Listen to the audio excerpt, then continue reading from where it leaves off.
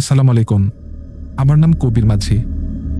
পদ্মা নদীতেই আমার জন্ম, এখানেই বড় হয়েছি। আর এই নদীই যেন আমার জীবন। বয়স এখন 40 পার হয়েছে, তবে ছোটবেলা থেকে এখানেই মাছ ধরছি। কিন্তু আজ যে রাতের কাহিনী বলবো, তা আমার জীবনের সবচেয়ে বড় ভয়ঙ্কর রাত। ঘটনাটা ঘটেছিল প্রায় 6 বছর আগে, আশ্বিন মাসের এক সন্ধ্যায়।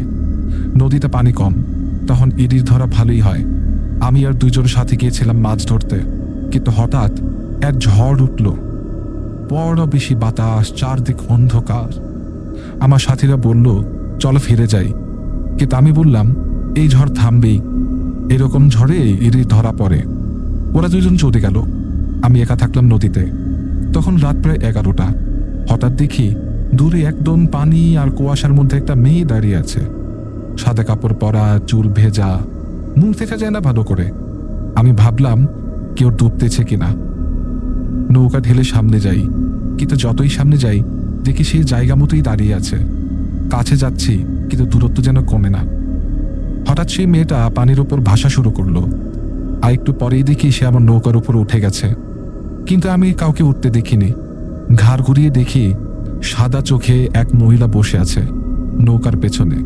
মুখে হাসি, কিন্তু সেই হাসি মানুষের হৃদয় কাঁপিয়ে দেয়। আমি আর কিছু ভাবিনি, দড়ি কেটে পালানোর চেষ্টা করছি।